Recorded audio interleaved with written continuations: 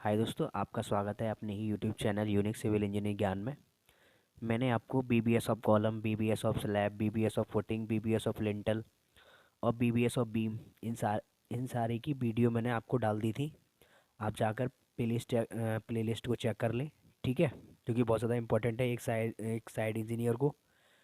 ठीक है, और अभी तक आपने हमारा चैनल सब्सक्राइब नहीं किया तो सब्सक्राइब कर लें, क्योंकि ऐसे ही वीडियो आपको मिलती चली जाएंगी। ठीक है, और एक बात और, मैंने बहुत सारी एक बात और, आज हम cutting length of circular stirrup, यानी ये सर्कुलर यानी कि सर्कुलर टाइप में ये रिंग डल रही है, इसकी कटिंग लेंथ निकालेंगे। ठीक है, तो मैं आपको एक बात कहना चाहूँगा कि कटिंग ले इस पर एक अगली वीडियो जो आएगी इस पर ही आएगी, बीबीएस ऑफ सर्कुलर बीम। ठीक है, फिलहाल इसकी कटिंग लेंथ के बारे में जान लेते हैं। ठीक है, देखिए, how to calculate cutting length of circular stirrup, यानी कि ये वाली जो है, ये क्या है, अपनी सर्कुलर स्टीरअप है।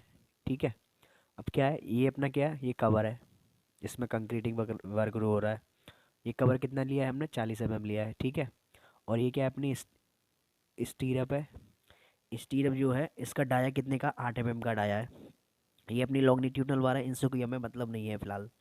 यहाँ से यहाँ तक कि यानी कि इसका डाया कितना है, डाया ऑफ कॉलम कितना है, 500 mm का है। तो इसकी त्रिज्या कितनी होगी, 250 mm। ठीक है, तो 250 mm में हो गई। अब देखिए, जब 45 डिग्री होगा तो 1D लेते हैं, और 90 डिग्री होगा तो 2D लेते हैं, और 180 डिग्री होगा तो 4D लेते हैं, और 135 डिग्री होगा तो 3D लेते हैं। 3D यानी कि डाया ऑफ बार। ये लेते क्यों हैं? ये इसलिए लेते हैं, इस पर क्या है, ये यहाँ से बेंड हुई है, यहाँ से ये बेंड हुई है 135 डिग्री पर, और ये यहाँ से बेंड हुई है 135 डिग्री पर। ठीक है, तो बेंड जो हुई है, अगर इसको बेंड नहीं करेंगे हम तो इसका ये होकर यहाँ तक आ जाएगा।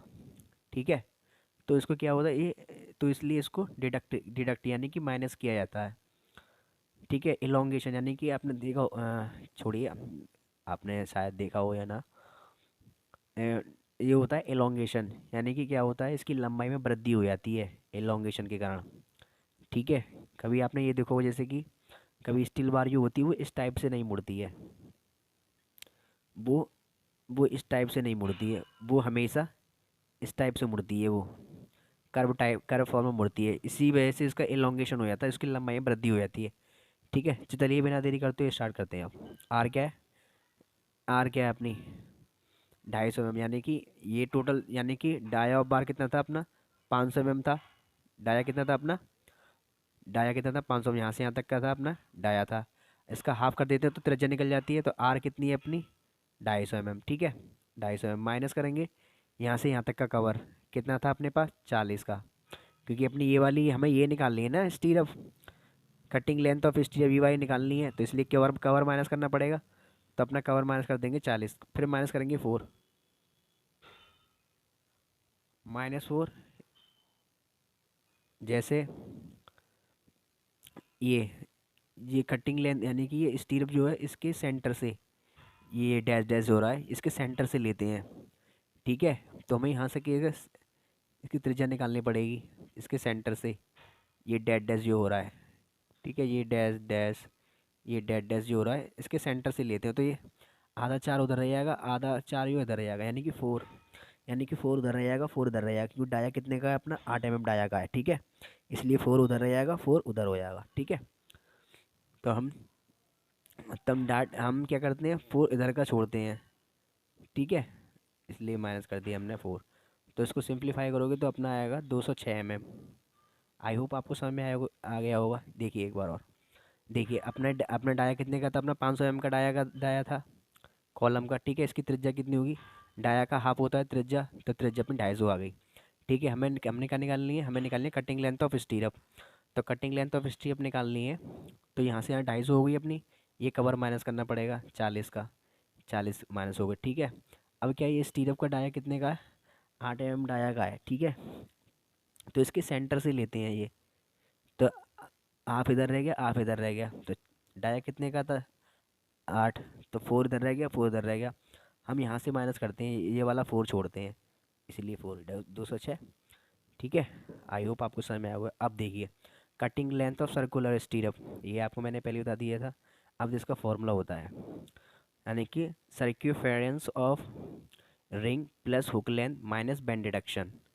ठीक है, ये इसका फॉर्मूला होता है। अब देखिए, सर्क्यूफेरेंस यानी कि परिधि, ये वाली परिधि जो है इसकी, ये कितनी होती है, 2 पाई आर होती है, आपने पढ़ा होगा।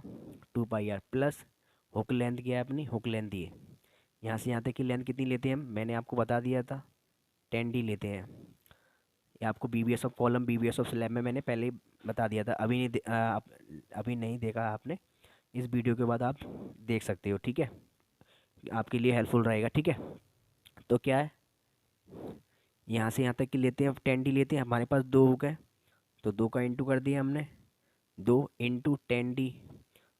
ठीक है, माइनस बेंड डिडक्शन कितना होगा, बेंड डिडक्शन देखिए, यहाँ से अपनी रिंग आई, ये ऐसे बेंड हुई है 135 डिग्री पर, और ये यहाँ से आई है, ये 135 डिग्री पर हुई है, तो दो बेंड हुए हैं अपने, तो दो का इंटू कर देंगे, इंटू 3D, क्योंकि 135 डिग्री पर हुई है, तो हम 3D लेते हैं, तो 3D यहाँ आ गया। अब देखिए, 2 × पाई की वैल्यू आपको पता है, पाई की वैल्यू होती है 3.14, पाई की वैल्यू कितनी होती है अपनी, 3.14।